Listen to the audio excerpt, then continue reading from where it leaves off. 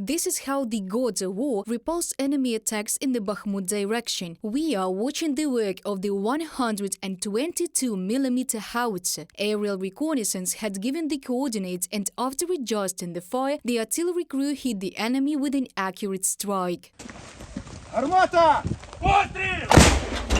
We immediately received information that we were working on the infantry.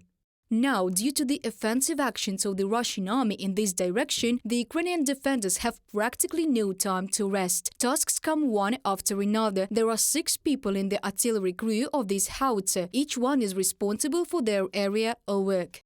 I am a surveyor, that is, I have to adjust the gun for its accurate shooting. I set the compass and the night aiming point so that the gun shoots more accurately. Thanks to the volunteers, we do not have to come up and do it manually now. The volunteers are great developers. They wanted to test this device. It is very simple. It is on the remote control. It works for a kilometer, so no need to run, approach, transfer it to the night aiming point, which is my job. Oleg is the eyes of the artillery crew. The man does not leave the computer and monitors the situation. He also gives the coordinates. The soldier says that the biggest amount of the targets he had per day was 15.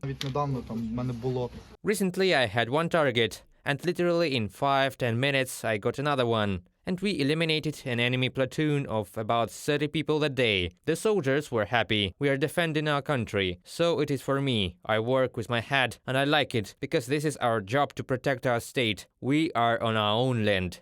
In April last year, Oleg, while performing the task of stopping the enemy, received 5 shrapnel wounds. Of these, 3 hit the head, 1 more each hit the arm and leg. Then he was saving his fellows from heavy fire. After being at the hospital and going through a rehabilitation course, the man returned to duty in his unit. Now he is telling us what he experienced on the battlefield then.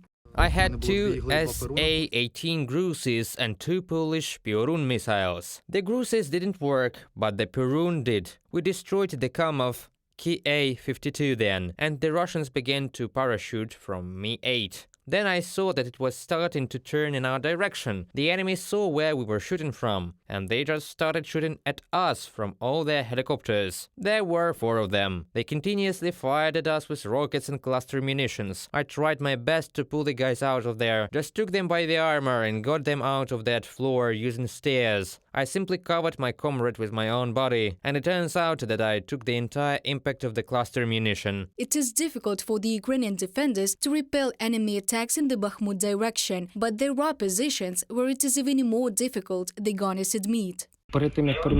Before moving to the Bakhmut direction, we stood near Kreminna, stormed it, and went on the assault 3 times. And it was much harder there. The artillery worked more. There were more equipment. Here, as I understand it, Wagner mercenaries and those who work in this direction have fewer shells and less artillery. Pavlo is the commander of an artillery battery. His dream is not to work on Soviet howitzers, but on a Swedish Archer artillery system. He says that European partners are now helping Ukraine, but this aid is not enough for us to win yet. There is an ammunition shortage. More ammunition, more work can be done. Ukrainian servicemen managed to effectively repulse the attempts of the Russian army to occupy the city. The defenders of the city are ready to fight for every street and for every house in the Bakhmut fortress. Reported by Diana Kolesnik, Anastasia Volkova, Artem Voronin, UATV News.